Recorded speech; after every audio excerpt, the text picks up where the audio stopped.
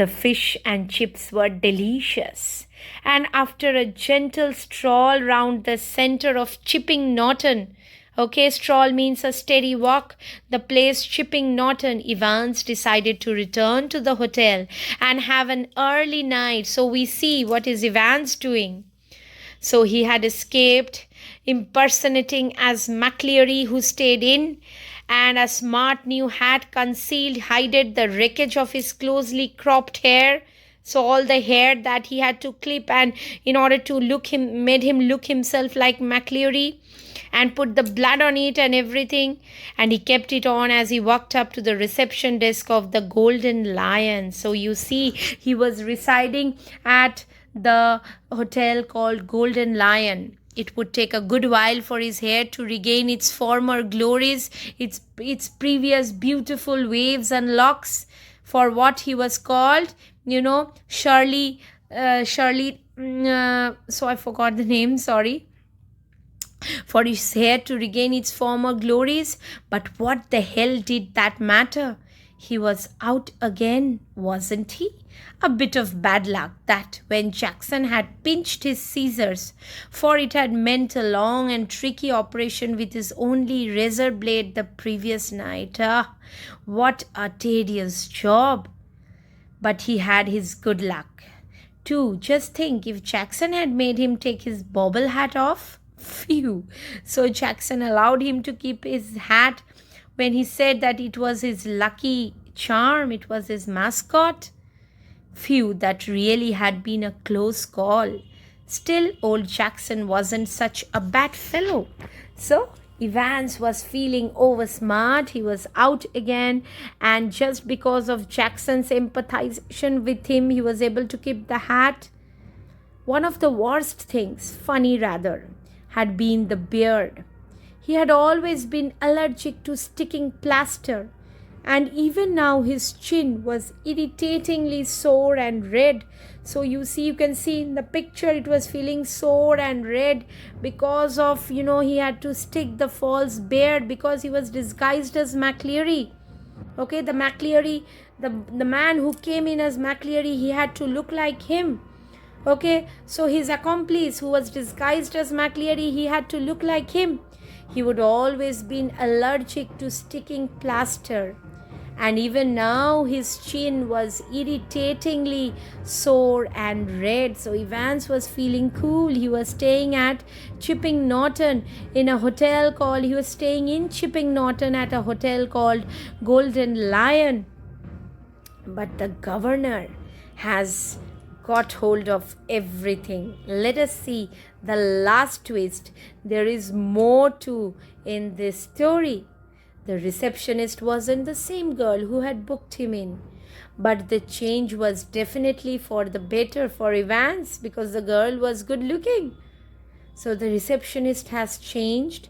As he collected his key, he gave her his best smile, told her he wouldn't be bothering with breakfast, ordered the Daily Express, the newspaper, and asked for an early morning call at 6:45 a.m. Tomorrow was going to be another busy day. He whistled softly to himself as he walked up the broad stairs of Golden Lion. He would sort of liked the idea of being dressed up as a minister, dog collar and everything. So he thoroughly liked today's, escape idea. He had to dress up like a minister and he was feeling good about it. Okay, yes, it had been a jolly good idea for McCleary to wear two black fronts. So you see two black fronts. One was opened and given to Evans inside because McCleary was actually not McCleary within the coat. It was his friend. Okay, two black fronts, two collars, but the top collar, phew, it had kept on slipping off the back stud. And there had been that one panicky moment when McCleary had only just got his hand up to his neck in time to stop the collar springing apart before Stephens. You remember one time when Stephens looked inside, he was holding the pen and McCleary's half profile was visible, and one hand he was reading the newspaper, the other hand he was holding the collar like this. Okay, so at that time only it was like the the front collar was falling down, and McLeary just at the point, just got his hand up to hold it back. Okay, Stud is, you can see, and in time to stop the collar, okay, springing apart before Stephen saw. They got that little problem worked out all right, though.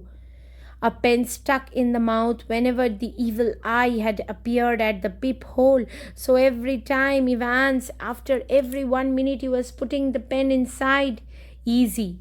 But all that fiddling about under the blanket, okay, with the black front and the stud at the back of the collar, that had been far more difficult than they had ever bargained for.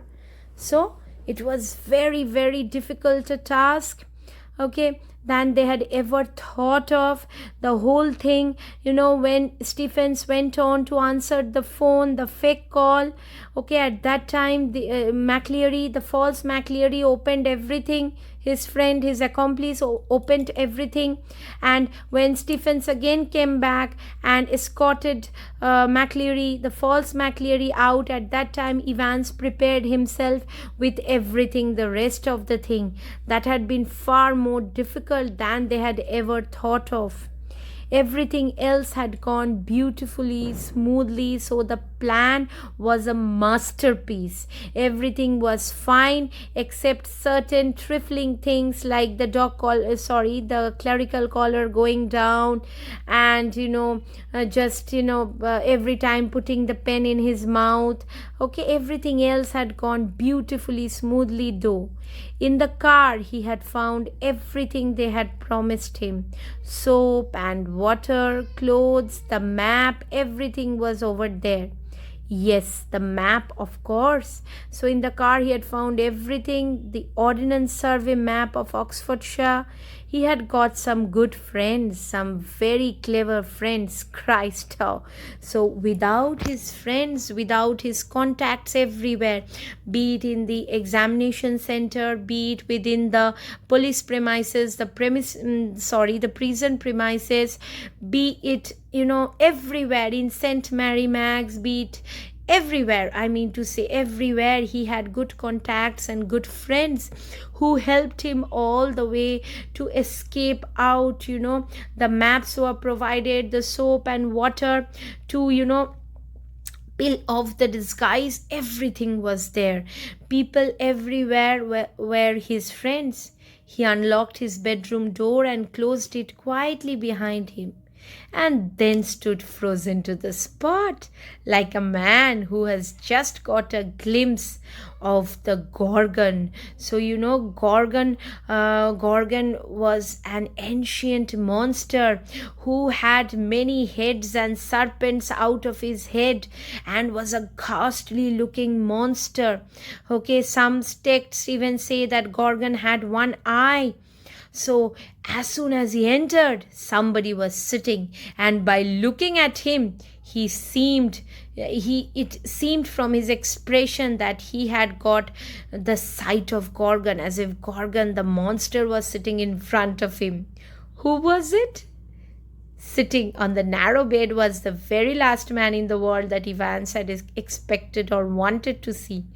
"It's not worth trying anything," said the governor quietly. So it was the governor, because everything was clear to him when he thought deeply. He understood that he and other officers escorted Evans out of the prison.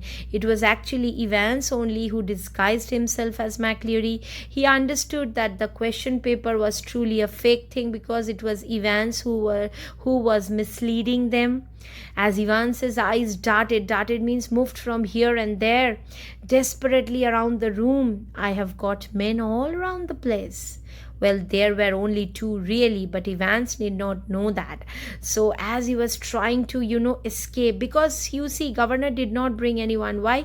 Because the governor was not entitled to catch him. It was the duty of the police officers, and he was the administrative chief. So he actually brought only two people, but he, told Evans that "I have people all around, you cannot escape." He let the word sink in. Women too. Didn't you think the blonde girl in the reception was rather sweet? So the blonde girl was also a police personnel. Okay. Evans was visibly shaken. Evans just could not think that the governor can trace him. He sat down slowly in the only chair the small room could offer and held his head between his hands. You see, in the same way the man on the picture is sitting, you see, same way he was shaken, who could not think. For several minutes there was utter silence. Finally he spoke. It was that bloody correction sleep, I suppose. Well, the governor failed to mask the deep satisfaction in his voice. There are a few people who know a little German. So the governor said, "Don't you think that I also know some German, my dear?" Slowly, very slowly, Evans relaxed. He was beaten and he knew it. He sat up at last and managed to smile ruefully. Ruefully means very, under force, very sadly. So governor said, "Evans, don't be over smart, my dear. There are people who also know German." He managed to smile ruefully, and Evans understood that it was a correction slip that helped him to trace in his location. It wasn't really a mistake.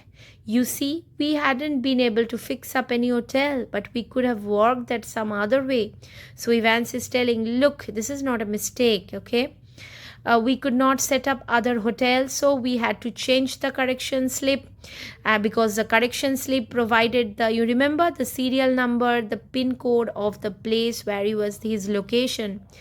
So no, the really important thing was for the phone to ring just before the exam finished to get everyone out of the way for a couple of minutes.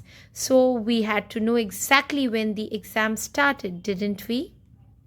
So you see, to get everyone out of the way for a couple of minutes, so the phone call at 11:22 was important. The governor is telling, I understood, to bring everyone's attention to a quite different fact. So the phone call, and as I told you before, McLeary, his friend who was disguised as McLeary, he opened everything, and then when he was escorted back, Evans disguised himself, and like a fool I presented you with that little piece of information on a plate.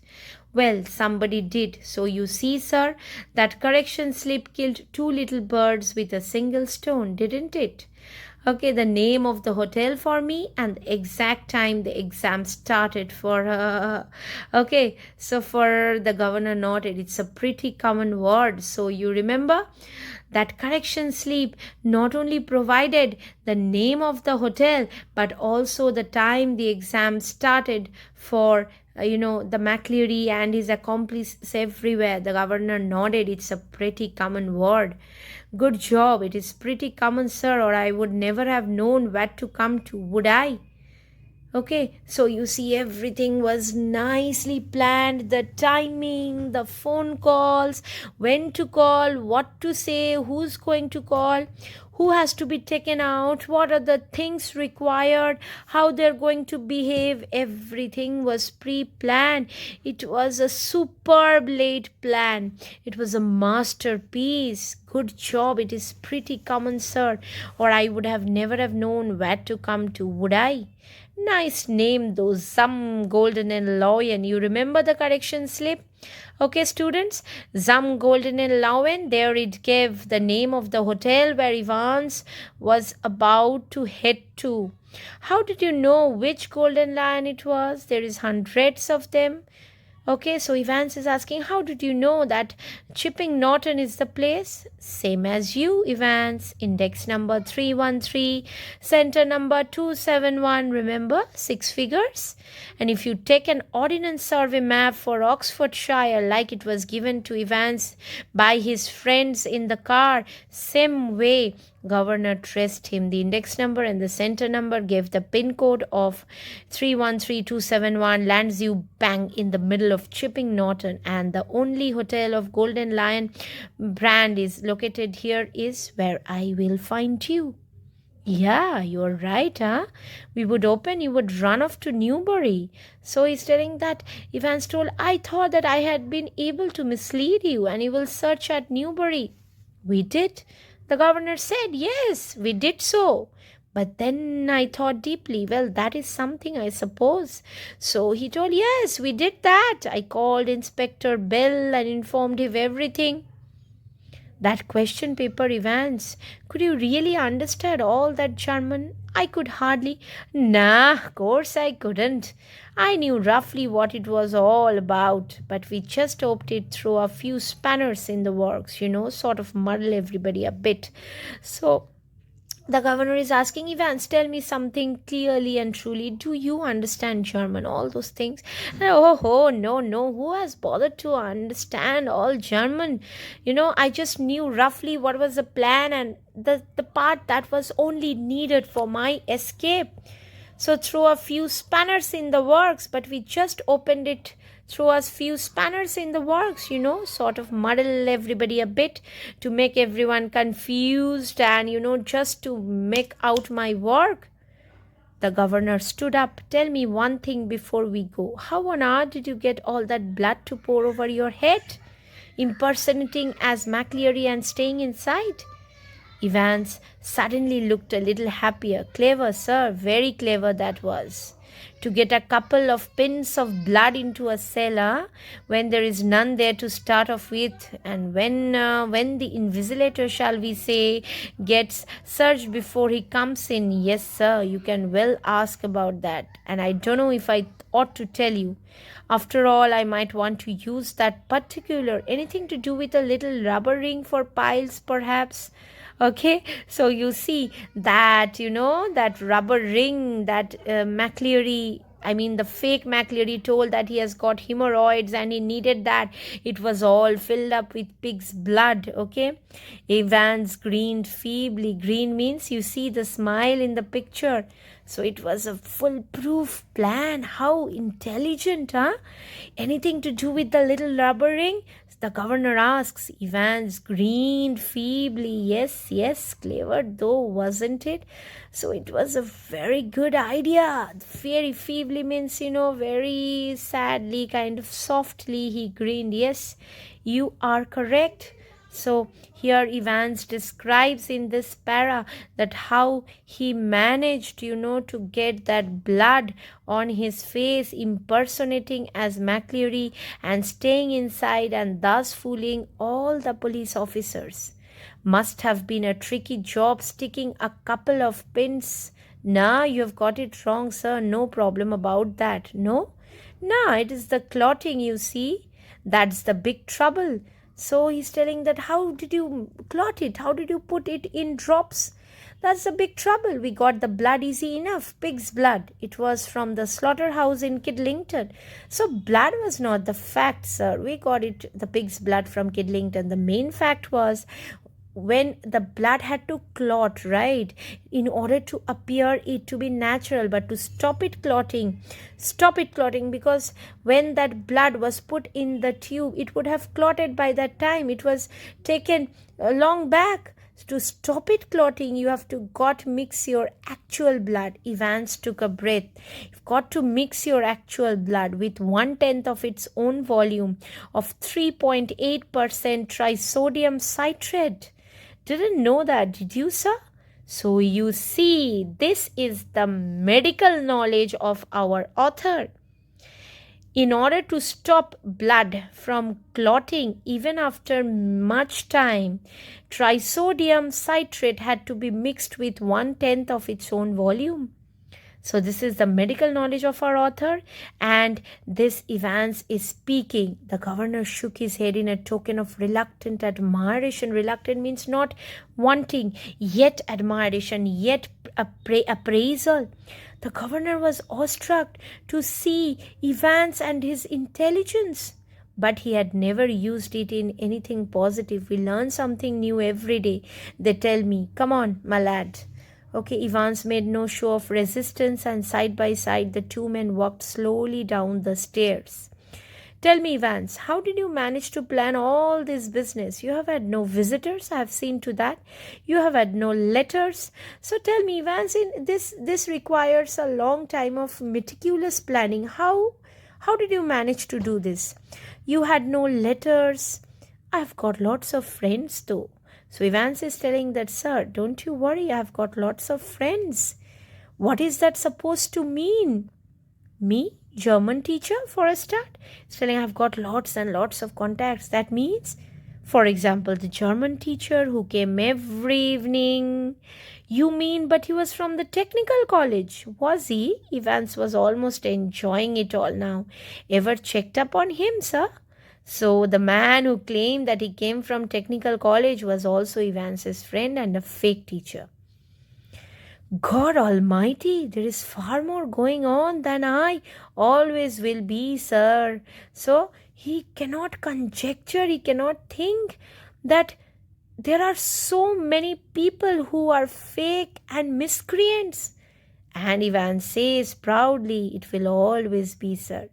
Everything ready? Asked the governor as they stood by the reception desk.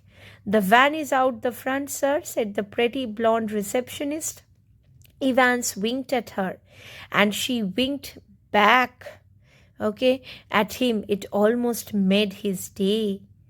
A silent prison officer handcuffed the recaptured Evans, and together the two men clambered awkwardly into the back seat of the prison van. So a van was informed, and Evans was once again caught. He was handcuffed and he was deported to the prison van. Together the two men clambered awkwardly by a very silent prison officer. See you soon, Evans. It was almost as if the governor were saying farewell to an old friend after a cocktail party. Cheerio, sir. I was just wondering. I know your German is pretty good, sir, but do you know any more of these modern languages? So he says, see you soon, Evans. It was almost as if the governor was saying farewell, and then he says, sir, I know you know German, but are you aware of any other modern languages, any more of these modern languages apart from German? Not very well. Why? So the governor says, no, not that very well, Evans. Why do you ask me this? I don't understand. Why do you ask me this? Can you tell me, my dear lad, if you can please tell me why? Not very well. Evans settled himself comfortably on the back seat and grinned happily. Nothing, really. I just happened to notice that you have got some O-level Italian classes coming up next September, that's all. So Evans was making joke on him that no, I just, happened to notice that some Italian classes are going to happen in your prison in the next September. Perhaps you won't be with us next September, Evans. James Roderick Evans appeared to ponder the governor's words that he won't be there with him anymore, and said, no, perhaps I won't. And he agreed with his words and said, perhaps I won't be there. You are correct. Let us see the last twist. As the prison van turned right from Chipping Norton onto the Oxford Road, the hitherto means till now, hitherto silent prison officer unlocked the handcuffs and leaned forward towards the driver. So there was the prison officer who was also the friend of Evans. He was also disguised as the prison officer. He unlocked the handcuffs and leaned forward towards the driver. For Christ's sake, get a move on. It won't take them long to find out. Where do you suggest we make for? Asked the driver in a broad Scots accent. So the driver asks, where do you suggest we should go? What about Newbury? Suggested Evans. Evans said, okay, what about Newbury? Because Newbury will be better, because Newbury is already searched by the governor. And we never know whether the governor is also going to conjecture whether Evans will drive to Newbury, because we see that the governor is also a deep introspector, and he also has a very, very sharp brain. We make for ask the driver in a broad Scots accent. What about Newbury? Suggested Evans. And so Evans will now move to Newbury. So, students, this is the last twist of the story, that we get to see that at last Evans had the final laugh of the day and not the governor. Okay, so students, I had explained to you line by line, and I hope you have understood everything. Thank you so much, and bye bye.